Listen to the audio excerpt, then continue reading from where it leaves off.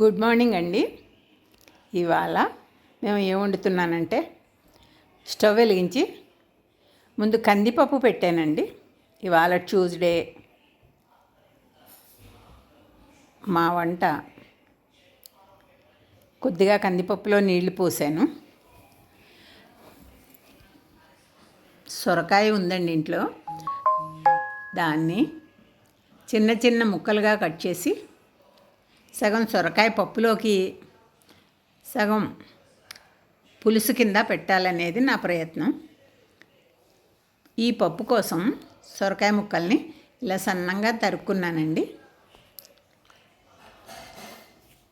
చాలా టేస్టీగా ఉండే ఈ కూర సొరకాయ పప్పు పొడి కూర అండి.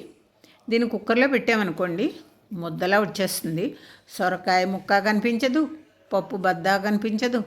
ఇలా పొడపొళ్ళాడుతూ తింటే కొంతమందికి ఇష్టం ఉంటుంది. చిన్న పిల్లలు ఉన్న ఇంట్లో అయితే అలా కుక్కర్లో పెట్టుకోవాలి, కానీ పెద్దవాళ్ళు తినే కూర ఇలా పొడపొళ్ళాడుతూ ఉంటే చాలా బాగుంటుంది కదండి. దీంట్లోకి మజ్జిగలో మిరపకాయలు, అప్పడాలు వేయించుకొని తింటారు. ఇలా సొరకాయ ముక్కలు కందిపప్పు వేసి ఇలా మూత పెట్టేశానండి.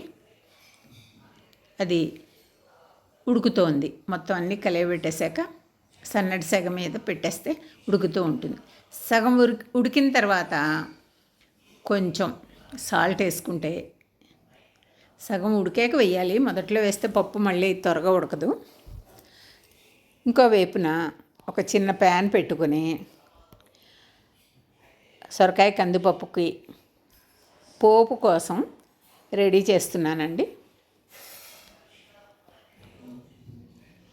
నేతిపోపు అయితే కూరకి చాలా బాగుంటుంది. ఇలా పప్పు కూరలు వండుకున్నప్పుడు పప్పు తాలింపులు కూడా కొద్దిగా నెయ్యి వేసి వేయించుకుంటే ఆ కమ్మదనమే వేరు, చాలా బాగుంటుంది. దీనికి మినప్పప్పు, జీలకర్ర, కొద్దిగా ఎండుమిరపకాయలు, కరివేపాకు ఈ తాలింపు వేసుకోవాలండి. సగం ఈ పూర్తిగా వేగిన కరివేపాకు కూడా వేసుకుంటే చక్కగా ఉంటుంది. గుమ్మగుమ్మలాడుతూ ఉండే ఈ పోపు ఆ కూరకి చాలా బాగుంటుందండి. కూర అంతా ఉడికిపోయిన తర్వాత పైన తాలింపు వేసుకుంటే బద్దలు కటకట్లాడుతూ చక్కగా ఉంటాయి. ఇందులోకి మనం ఇలా వేసుకుంటే మొత్తం అంతా కలియబెడితే కూర ఆల్మోస్ట్ ఉడికిపోయింది. కొంచెం దగ్గర పడే వరకు స్టవ్ మీద ఉంచుకుని తర్వాత దించేసుకోవాలండి. వేడివేడిగా ఈ కూర తింటే చాలా బలవర్ధకము, ప్రోటీన్ ఫుడ్ కూడానండి. నిత్యం మనం వండుకునే వంటలు ఇవి, వీటిల్లో ఇదొకటి. అందులో బీరకాయ, సొరకాయ ఇలా వర్షాలు పడి వాతావరణం ఎండాకాలం వెళ్ళి వర్షాకాలం వచ్చినప్పుడు కొంచెం జాగ్రత్తగా ఉండే ఫుడ్డే తినాలి.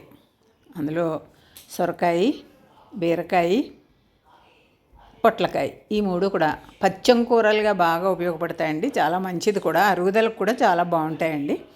ఇంకా రెండో ముక్కని ఇలా పులుసు కింద పెట్టానండి. కొంచెం పప్పులో వేసాను, కొంచెం ఇలా పులుసు కింద. దీన్ని కొంచెం కుక్కర్ పెట్టేశాను. ఈ కుక్కర్లో దీంట్లో కొద్దిగా ఉప్పు, కొద్దిగా పసుపు వేసి స్టవ్ వెలిగించి కరివేపాకు కూడా కొద్ది రెమ్మలేసి కుక్కర్ పెట్టేసుకోవాలండి. విజిల్ పెట్టేసుకుంటే ఓ 3 విజిల్స్ వచ్చే వరకు ఉంటే దానికి పులుసుకి కూడా తాలింపు కోసం ఈ పోపు దినుసులు ఆవాలు, మెంతులు, జీలకర్ర, కొద్దిగా ఇంగువ ఇవి కూడా కొంచెం నూనె వేసి కుక్కర్ విజిల్ వచ్చేసిందండి. 3 విజిల్స్ వచ్చాక చల్లారిన తర్వాత మూత తీయాలండి. వేడి మీద మూత తీయకూడదు అనేది మనందరికీ తెలుసును. ఇలా చింతపండు పులుసు అలా తీసుకుని దాంట్లో కొద్దిగా బియ్యపిండి కూడా, పులుసుల కూరలు పులుసులకి కొంచెం బియ్యపిండి కూడా కలుపుకుంటే బాగుంటుందండి. ఎందుకంటే లేకపోతే నీళ్లుగా ఉంటాయి పులుసులు. ఒక్క పిసరు బియ్యపిండి కలిపి అలా పోసుకోవాలి. కుక్కర్ మూత తీసిన తర్వాత మళ్ళీ స్టవ్ వెలిగించుకొని కొంచెం బెల్లం ముక్క, ఇందాక వేయించిన ఆవాలు, మెంతులు, ఇంగువ, ఎండుమిరపకాయలు, ఈ పోపు కూడా కొద్దిగా నలిపితే బాగుంటుందండి. నలిపి వేసుకుంటే మొత్తం అంటుతుంది చక్కగాను. ఏ రోజు పోపు ఆ రోజునే ముందుగా కొట్టుకుని ఉంచుకుంటే అంత మడి, కొద్దిగా మహానివేదనం అలాంటివి చేసుకునేటప్పుడు ఏ రోజు ఆ రోజునే నేను రెడీ పెట్టుకుంటానండి. కొద్దిగా వంట అంతా అయిపోయాక నేను కొద్దిగా భగవంతుని కూడా నివేదనం చూపించుకుంటాను. కొత్తిమీర, పులుసులకి కొత్తిమీర చాలా బాగుంటుంది. చారు పొడి, ఇంట్లో చారు పొడి వేయించకుండా కొట్టుకోవచ్చండి. అది ధనియాలు, కందిపప్పు, మిరియాలు, జీలకర్ర, ఎండుమిరపకాయలు, కరివేపాకు ఇవన్నీ ఎండలో పెట్టి అది కొట్టి ఉంచుకుంటామండి. అవి వేయించకుండా ఉంచుకుంటే ఇలా ఎప్పుడైనా రేపొద్దున శ్రావణ మాసం మడికూరలు, మడి వంటలు, మహానివేదనానికి కూడా పనికొస్తాయి. ఈరోజు ఇలా వండేనండి నా వంట. ఇలా పప్పుకూర, సొరకాయ పప్పుకూర, అలా అన్నం ఉడికింది, మూత వేడిగా ఉంది. ఇదిగో ఇలా పులుసు రెడీ చేసుకున్నానండి. పప్పుకూరలకు ఎప్పుడు కూడా ఏవైనా వంకాయ పులుసు, పచ్చడి, ఇలా పులుసులు చాలా బాగుంటాయి. ఇంతేనండి నా వీడియో. Thank you. మా వీడియో నచ్చితే సబ్స్క్రైబ్ చేసుకోండి.